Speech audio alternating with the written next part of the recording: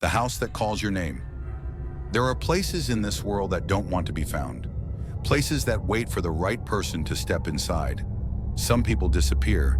Others, they come back changed. This is the story of a house that whispers in the night, calling out to those who dare to listen. I had been in touch with a property developer through an old friend of mine. I had mentioned looking to buy property, and my friend had introduced me to him.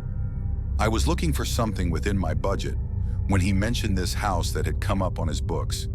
He hadn't yet had time to go by the house to have a look at it. What he could tell me about it was that it was empty and available, and had been for a while. Most importantly, it was well within my budget. It needed updating, modernizing, he said, reading off some information about the house to me. If I wanted it, I could have it, as the current owner wanted sold quickly. I was thrilled. I knew I could work on the house slowly over time, as I had building experience. And I wasn't going to find a 5-bedroom house at that price in the same location. I should have known something was wrong the moment I saw the house. It stood alone, forgotten at the end of a gravel road, hidden beneath a canopy of gnarled trees. The air smelled stale, untouched. The for sale sign looked like it had been there for decades, yet the listing had been posted just last week. I got my weekend bag out of the car and walked up to the house. I stood at the front door on the porch, breathed deeply, thinking that this now belonged to me. I had the keys, slid front door key in the lock, and opened the front door. I walked in, crossing the threshold into the house, ignoring the dust lingering in the air. Inside, the air was heavy, thick with silence. It wasn't just the kind of quiet you find in an empty house. This was something deeper, something waiting. I told myself it was perfect, a fixer-upper, a chance to start over. But that first night, the house spoke to me. I walked around the house, looking through rooms and cupboards. It really looked like no one had lived in the house, much less been in the house for quite a few years. The electricity was controlled by an ancient fuse box. I had to fiddle around with it for a while and tape off a few exposed wires. When I felt that it was safe enough to not cause a fire and burn the house down, I eventually flipped the main switch to on. A few old, dull, yellowy light bulbs flickered on and off. A couple of them stayed on, barely giving off enough light, but it was better than nothing.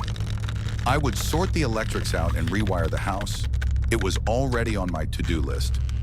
I had brought battery-operated lights that I placed at intervals around the house. I still had that eerie feeling. It left an unsettling feeling in my stomach.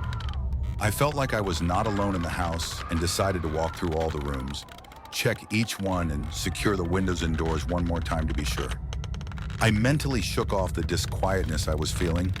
I put it down to being alone in an old big house and watching too many movies that put strange ideas in one's head. I had decided it was time to eat and head upstairs. I had brought a small sandwich with me and some bottles of water, rapidly consuming my meal, feeling watched. I discarded the wrapper and empty bottles in a bin in the old kitchen, grabbed my bag and headed upstairs. I was tired and felt my exhaustion was contributing to my paranoia. I wasn't too fussed about what room I would sleep in. I just wanted to be comfortable and to shake off the disturbing feeling I had. I eventually chose the biggest room in the house, the master bedroom. There was a bed covered with a dust sheet, which I pulled off, patted the bed down, laid down my sleeping bag on top of the bed, and got changed into my pajamas. I woke up around 2 a.m. At first, I thought it was just the house settling, the way old houses creak in the night. But then I heard it, my name, soft, drawn out, as if carried on the wind. It was a faint whisper. It was coming from downstairs. I told myself I was imagining things, that my mind was playing tricks on me. However, I was now wide awake and worried. I got out of my sleeping bag, slipped my feet into my bedroom slippers, and made my way out of the master bedroom slowly, doubting my hearing. But as I reached the top of the stairs, it came again. A breathy whisper, closer this time. Daniel, come down. I stood there frozen, staring into the darkness below. The voice was familiar, too familiar. It sounded like my mother's, but she had died 5 years ago. Daniel, why did you leave me? I spun around, my breath catching in my throat, but there was no one there. Just shadows. Just the empty house. My legs trembled. I could feel something watching me, but I didn't run. I should have. I slowly walked back to the bedroom, shaking, afraid, and knew I was all alone here. There was no phone service, no one I could call. I shut the bedroom door and waited. Eventually, I climbed back into the bed exhausted, trying to tell myself I was imagining things. I was resolute. I had to be imagining things.